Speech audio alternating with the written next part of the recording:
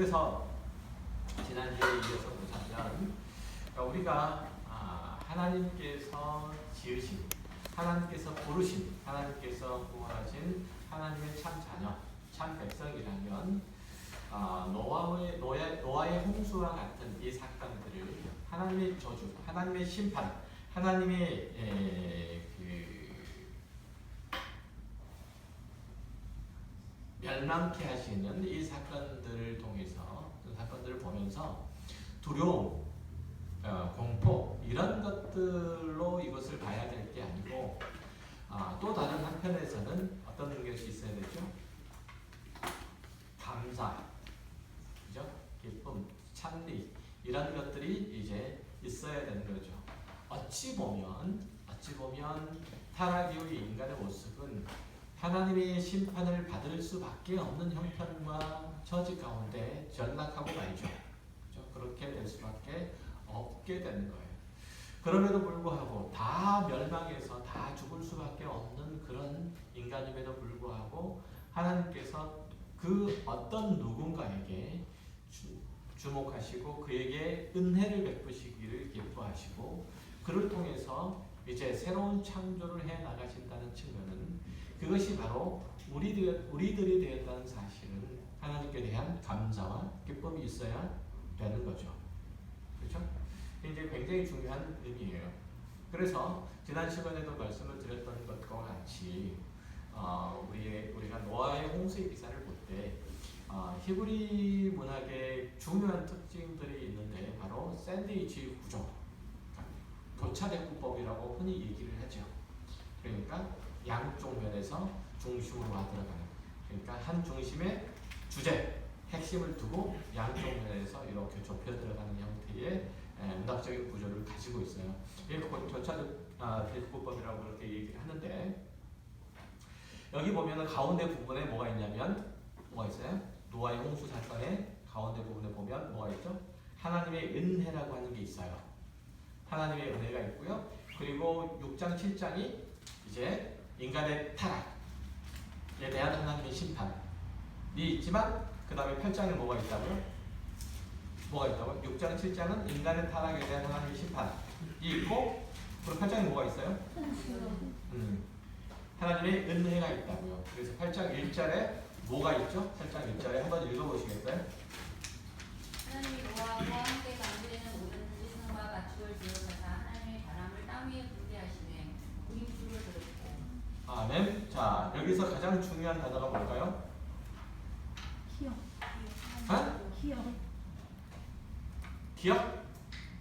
기억. 정확해요. 기억. 옛날에는 뭐라고 표현했다고 그랬죠? 원념이라는 단어를 썼어요. 원념이라는 단어를 썼는데 이제 개역 개정에서는 기억이라는 단어를 쓰고 있어요. 하나님께서 우리를 기억하셨다. 원념이라는 표현이 훨씬 더 적절한 표현인데 권념이라는 표현 딱 쓰면은 여러분 닿으세요? 잘 안 와닿죠. 그래서 이제 저는 권념이라는 표현이 훨씬 더 와닿아요. 네, 어쨌든 그러니까 하나님께서 그를 주목하고 집중해 보고 있다가 그리고 하나도 그러니까 잊어버렸다가 이게 아니고 쭉 기억하고 계셨어요.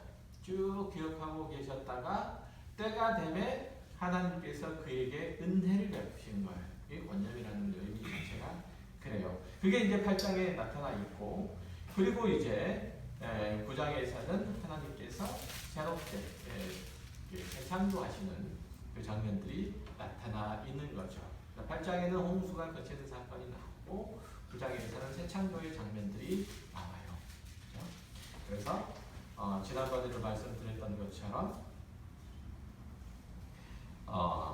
8장이나 9장에 보면 그죠? 8장이나 9장에 보면 하나님께서 온 우주와 만물을 창조하시고 명령하시죠. 그죠? 어떤 명령을 주시죠? 복을 주시는데 어떤 복? 창세기 3장에 보면 2장에 보면 생육하고 번성하고 땅에 충만하라 라고 하는 이 명령을, 이 복을 이제 9장에서도 동일하게 8장 반대에서도 마찬가지로 주고 있는 사실들을 볼 수 있는 거죠. 그러니까 새로운 창조가 이제 시작이 된 거예요. 새로운 창조가 시작이 됩니다. 그러니까 홍수 시판이라고 하는 것은 하나님께서 옛것, 죄악으로 물든 옛것들을 이제 하나님의 은혜로 소멸하시고 새로운 것들을 새롭게 창조하시는 그러한 첫 출발로서 창세기 8장 9장이 이 자리에 있는 거예요. 이해되셨어요? 이걸 의식이 우리 가운데 꼭 있어야 돼요. 그러니까 우리는 노아의 홍수로 말미암아서 우리의 과거는, 우리의 옛사람은 죽은 거예요. 그죠? 궁극적으로는 예수 그리스도로 말미암아서 우리의 옛사람은 죽은 거예요. 그리고 새로운 피조물이 된 거죠. 성경은 이렇게 하나님께서 첫 창조를 당신의 처음 창조를 당신의 최종 목표로 삼으신 것이 아니고 새 창조, 즉 하나님의 은혜로 건설되는 새로운 하늘과 새로운 땅을 설명하기 위해서, 그러한 하나님의 나라를 설명하기 위해서 첫 창조를 하셨고, 또 그 첫 창조가 인간의 불순종으로 인해서 어떻게 타락의 길을 걸었는지, 어떻게 오염되었는지, 어떻게 심판을 받을 수밖에 없는지, 그리고 그 타락의 길들을 딛고, 그리고 심판의 길들을 딛고 어떻게 이제 하나님께서 새로운 백성, 새로운 이 땅의 피조물들을 재창조해 나가시는지를 설명해 내는 것들이 바로 성경 전체를 얘기를 하고 있는 거예요. 그렇죠? 이해되세요? 찾아오고 계시죠? 오케이. 자, 그래서 지금 하나님께서 창세기 9장에 보면 새로운 땅에서 새 삶을 시작하게 될 노아와 그의 가족에게, 그리고 함께한 모든 피조물들에게 생육하고 번성하라고 하는 이 명령을 주심으로써 하나님께서 이제 궁극적으로 완성하실 그 나라의 모습이 어떠할지를 미리 보여주시는 그 장면으로서 우리는 노아의 홍수 사건들을 이해할 수 있어야 돼요. 그래서 지금 우리가 하나님께서 첫 창조를 딛고 타락한 모든 피조물들을 멸망하시는 과정들 속에서도 재창조를 하시는 그 재창조의 역사는 무엇으로 점철되어 있죠? 하나님의 은혜, 하나님의 은혜로 점철되어 있어요. 그러니까 재창조된 그 새로운 창조, 피조 세계의 특징은 뭐죠? 은혜예요, 은혜. 하나님의 은혜. 그러나 노아는 하나님의 은혜를 입었더라. 그러나 노아는 하나님의 은혜를 입었더라. 하나님의 은혜예요. 굉장히 중요한 의미가 돼요. 그뿐만 아니라 이제 하나님께서는 믿음의 조상 아브라함에게도 동일하게 생육하고 번성하라고 하는 그 약속을 주시죠. 그죠? 이게 어떤 내용으로 나타나나요? 어떤 내용으로? 아브라함에게 어떤 약속을 주세요? 하나님께서. 이삭. 대답을 이 정도는 이제 하셔야 되는데 쑥스러워하지 말고 좋은 일도 아니면서 왜 그러세요? 좋은 일은 쑥스러워하는 것이고, 좋은 일하고 저하고 매일 하잖아요.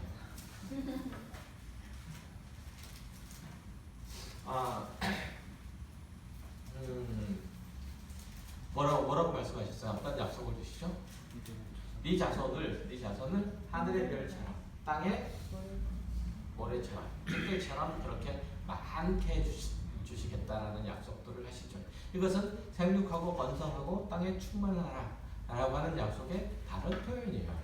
다른 표현. 결국은 같은 얘기예요.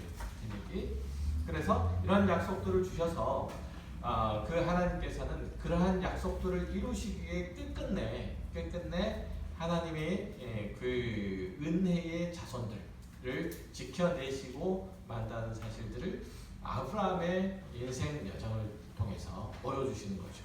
그리고 이삭의, 그리고 그의 아들 야곱의 인생 여정을 통해서 보여주시는 거예요. 그죠? 그래서 아브라함을 우리가 흔히 얘기할 때 믿음의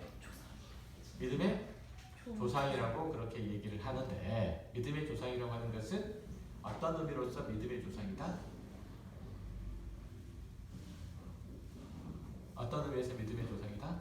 하나님께서 당신의 은혜로, 당신의 사랑으로, 당신의 열정으로 이제 그를 끝끝내 붙드셔서 하나님을 알게 하시고 하나님께서 그를 향해서 그리고 그에게 가지신 원대한 포부, 원대한 목적을 보여주시고 그것들을 믿고 그리고 그 안에서 순종하여 하나님께서 계획하신 모든 것들을 하나님의 온전하신 뜻을 쫓아서 맡기고 그분 안에 설 수 있는 그 근거들을 마련해 주신다는 점에서 아브라함은 믿음의 조상. 즉 다시 말해서 우리는 아브라함이 믿음의 조상으로서 갔던 그 길들을 동일하게 걸어가는 자로서 우리는 믿음의 자손인 거예요.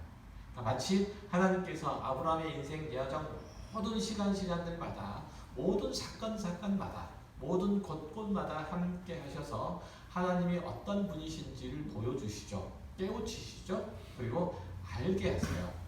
그러니까 믿음은 덮어놓고 믿음이 아니고 하나님께서 그와 함께 하심으로 그가 하나님을 깨우치고 이해하고 그리고 하나님을 신뢰할 수 있는 그런 존재로 커 나간다는 점에서 그는 믿음의 그렇게 하나님께서 길러가시는 첫 인물이라는 점에서 믿음의 조상인 거예요. 그런 의미에서.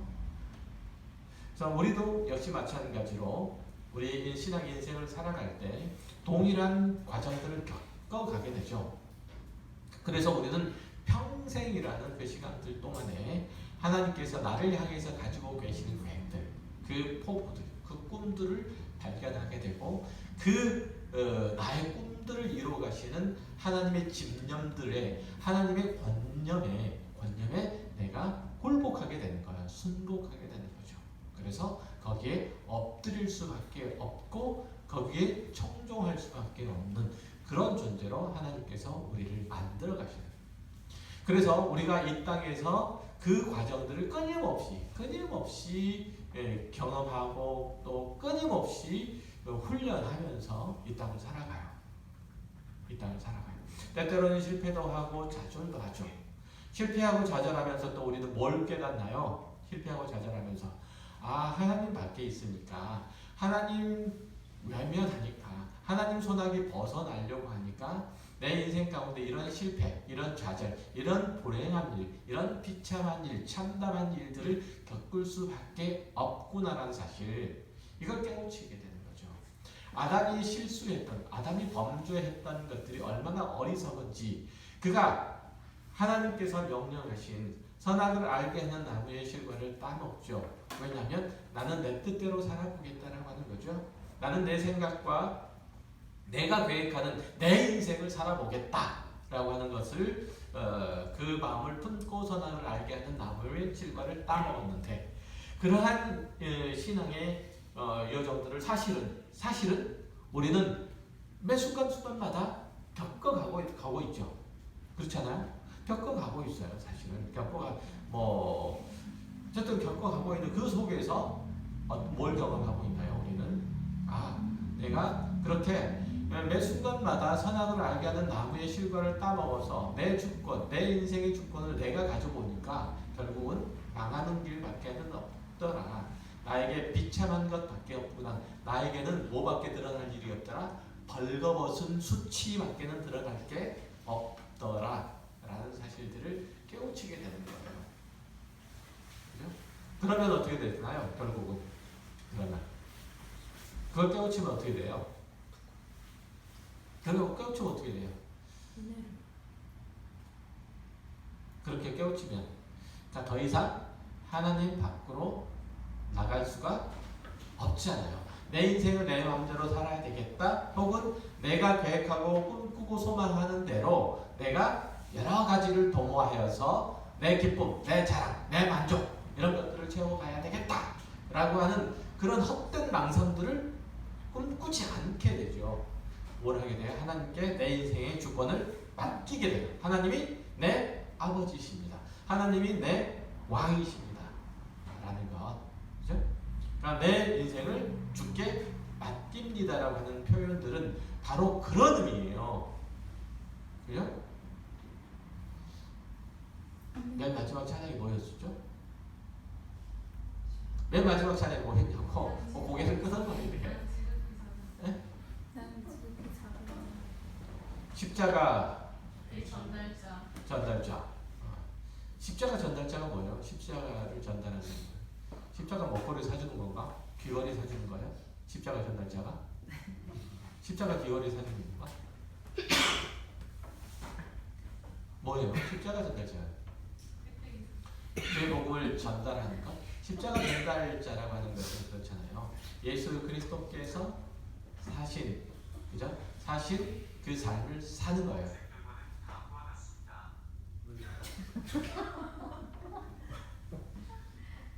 그 삶을 사는 거예요. 예수 그리스도가 가신 그 길을 가는 거예요. 예수 그리스도가 사신 그 삶이 어떤 삶이에요? 중간에 네? 예수 그리스도가 가신 그 길은 어떤 길이에요? 고난의 길. 좀 이제 좀 아셔야 되는데 방금까지 쭉 얘기하는 그 맥락을 보세요. 맥락을. 예수 그리스도가 사신 삶은 어떤 삶? 가신 길은 어떤 길? 응?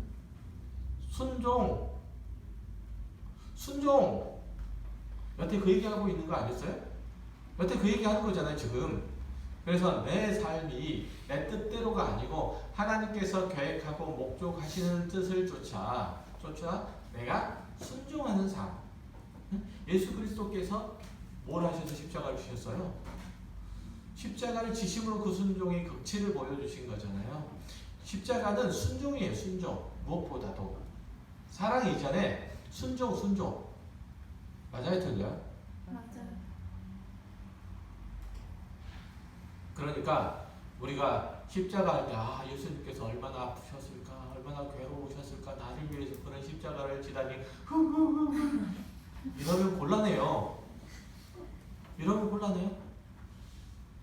그죠? 예수 그리스도께서 십자가의 전달자라고 하는 것은 예수 그리스도께서 순종의 삶을 살았다는 것과 같이 어떤 나의 상황과 형편들 가운데서도 하나님께서 나를 위해서 계획하시고 뜻하시고 말씀하신 것들이 그것이 나에게 가장 좋은 것인 줄 알아. 가장 기쁜 것인 줄 알아. 가장 만족된 것인 줄 알아. 내가 거기에 기꺼이 순종하는 거야. 이게 그리스도인 삶이에요. 이 땅 가운데서 우리는 뭘 배우냐면 그거 배우는 거예요. 그거.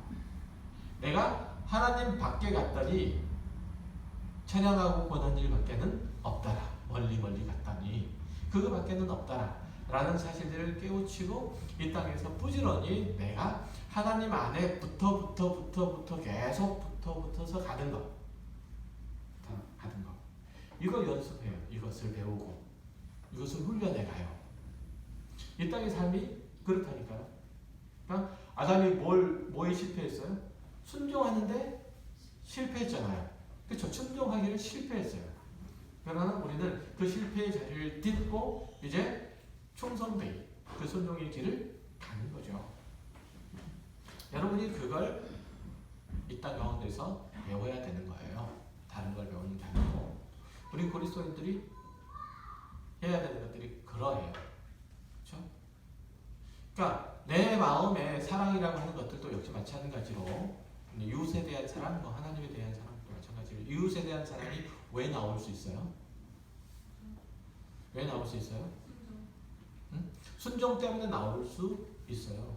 불순종하고서 사랑이 나오면 그 사랑은 사랑이 아니에요. 사랑일 수가 없어요. 참 사랑일 수가 없어요. 그렇죠. 내가 하나님의 말씀에 순종해서 남에게 배려를 하고 양보를 하고 그리고 용서를 하고 이런 것이지.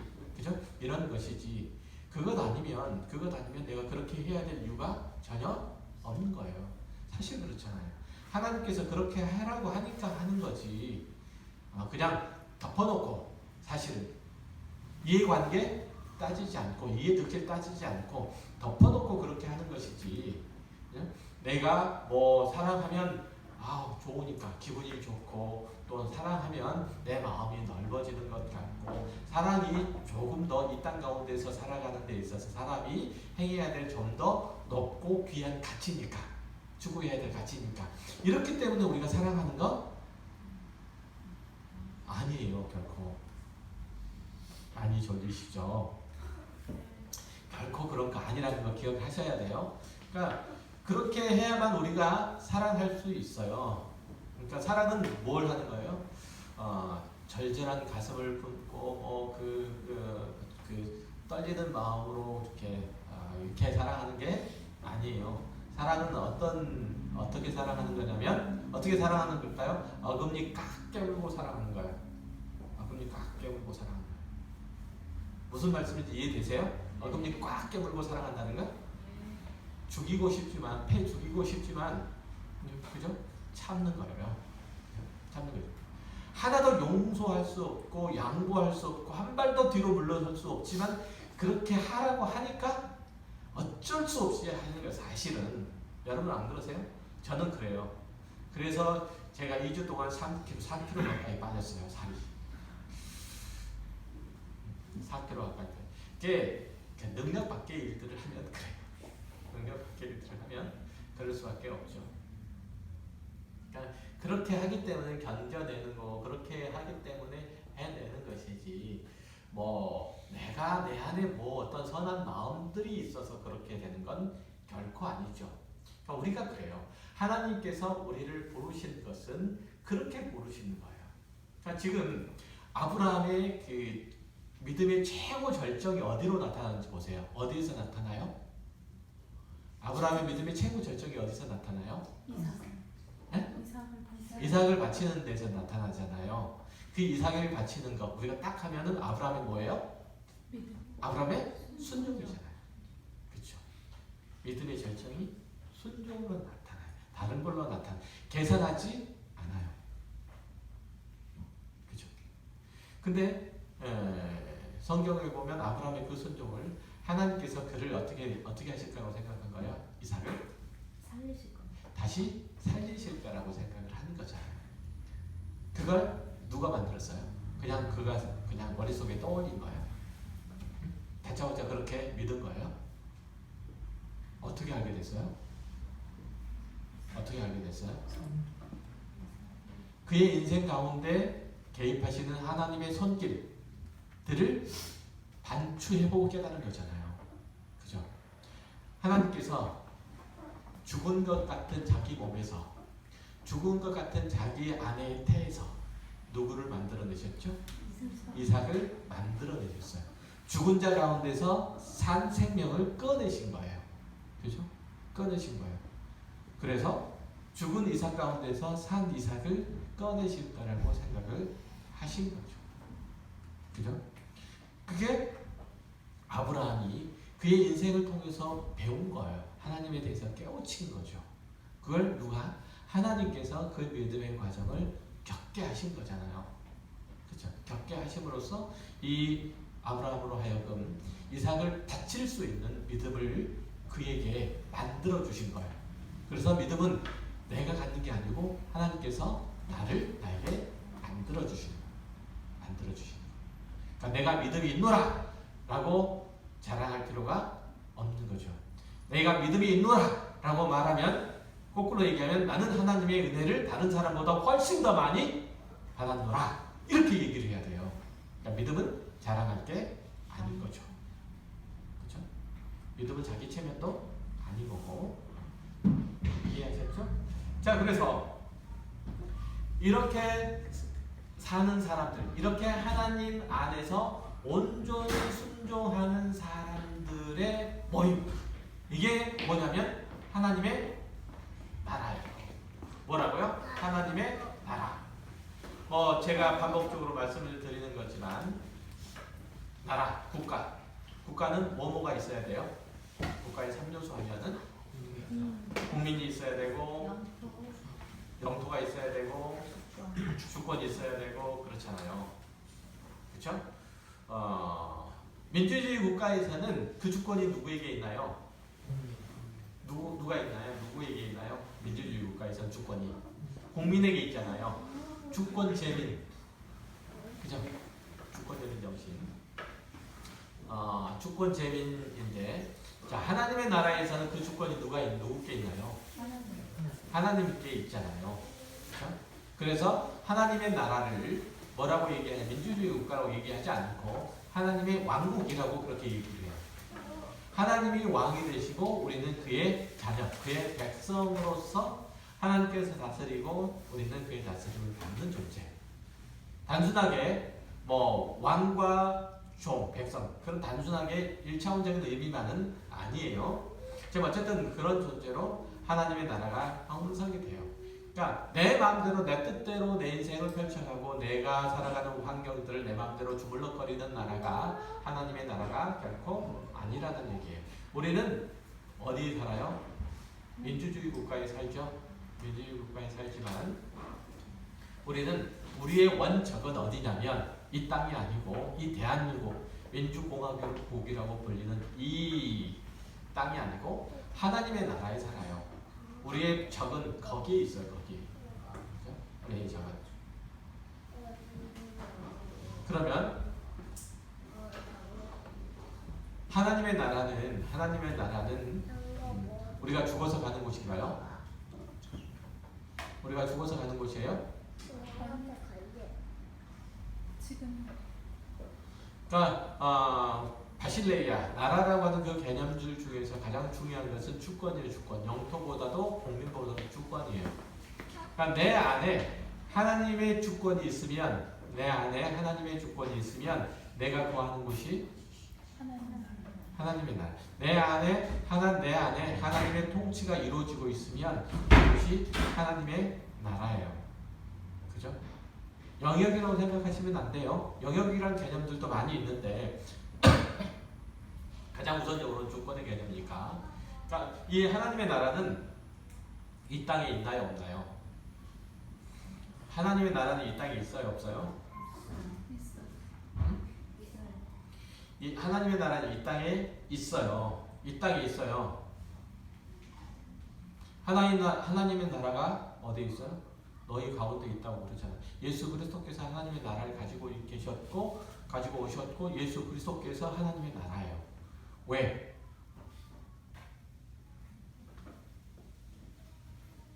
왜? 예수 그리스도께서 하나님의 통치, 하나님의 주권을 완전히 선포하셨잖아요. 그렇죠? 뭐 하심으로? 하나님의 통치, 하나님의 명령에 완벽하게 순종하심으로. 하나님의 나라예요. 그죠? 뭐 어려운 얘기 아니잖아요. 여러분들의 생각들을 조금 이렇게 수정해 드리는 거예요. 그래서 이 땅의 현재 하나님의 나라는 현재성이라는 게 신학적인 용어로 현재성이라는 게 있어요. 미래성이라는 것도 있지만 현재성이라고 하는 게 있어요. 하나님의 나라의 현재성. 그래서 하나님의 나라는 이 땅 가운데서도 충분히 누릴 수 있고 충분히 만족할 수 있는 거예요. 우리가 뭐함으로써? 예수 그리스도께서 순종하심으로 하나님의 뜻을 이루었던 것처럼 우리도 예수 그리스도의 길을 쫓아서 하나님의 말씀 그 명령에 순종함으로 하나님의 나라를 이루는 거예요. 그러니까 우리가 밖에 나가가지고 선교하는 것. 하나님의 나라를 건설하러 밖으로 나가 순교하러 선교하러 가나요? 그거 아니에요. 물론 그 부분들도 다 무시할 수는 없고 다 아니라 할 수는 없지만 그 속에서 이제 하나님을 믿는 백성들을 만들고 하는 것들도 그런 얘기가 되겠지만 우선 하나님의 나라는 그렇게 우리 가운데서 이루어져야 합니다. 하나님께서 지금 아브라함을 부르셔서 바로 그 하나님의 나라를 지금 새하늘과 새 땅으로서의 그 하나님의 나라를 형성하시고 계시는 거예요. 만드시고 계시는 거예요. 그렇죠? 지금 그 일들을 해 나가고 계시는 거죠. 그러니까 최초로 하나님의 백성인 아담과 하와에서 그리고 모든 살아있는 것들이 다 죽어버린 하나님의 심판들 가운데서도 그 은혜를 입은 세 사람 8명, 그죠? 8명을 하나님께서 택하시고 그들을 통해서 이제 누구를 부르셔? 하나님의 백성들, 하나님의 나라를 불러 모으신 거예요. 뿐만 아니라 아브라함을 통해서 이제 그 하나님의 나라의 성격을 완전하게 보여주시는 거예요. 완전하게 보여주시는 것이 이제 그러한 것이죠. 그래서 마태복음 8장 11절 한번 읽어보시겠어요?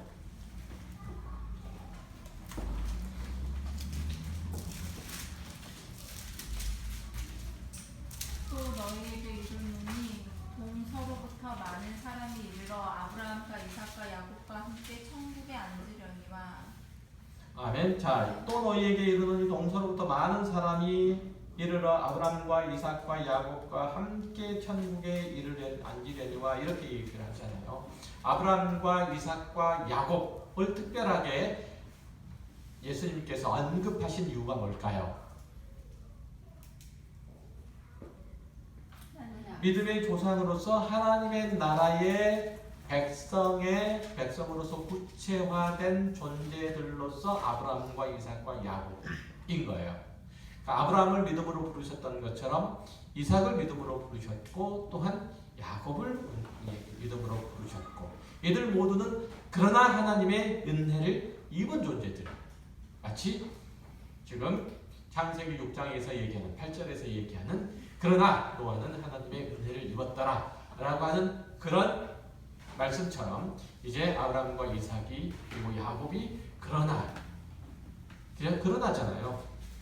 그러나죠. 아브라함의 인생을 보면 이삭의 인생을 보면 그죠? 야곱의 인생을 보면 그러나 아브라함, 그러나 이삭은, 그러나 야곱은 하나님의 은혜를 입었더라. 다른 사람들에 비해서도 그러나이지만 그 전에 그의 행실, 그의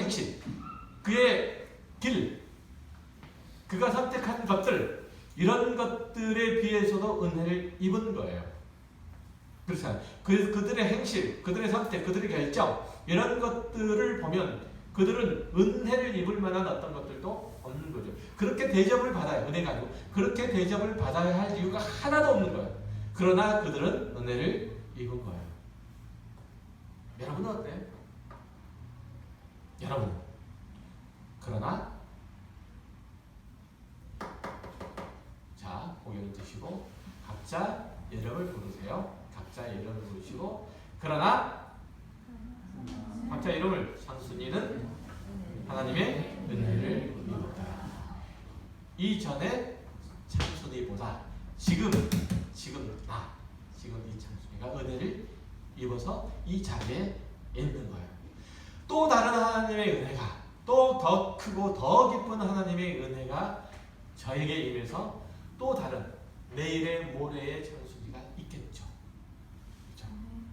그러면 나의 인생은 하나님의 은혜의 덩어리로 점철되어 있는 여러분의 인생이 그래요. 그렇죠? 감사하지 않을까요? 그렇게 아브라함을 부르셨고 이삭을 부르셨고 야곱을 부르셔서 어디에 앉히셨어요? 천국, 하나님의 나라. 그죠? 바실레이아 투 데우, 하나님의 나라에 천국에 오신 거예요. 이게 우리라고 하는 존재예요. 이렇게 기억하시기 바랍니다. 기도하겠습니다.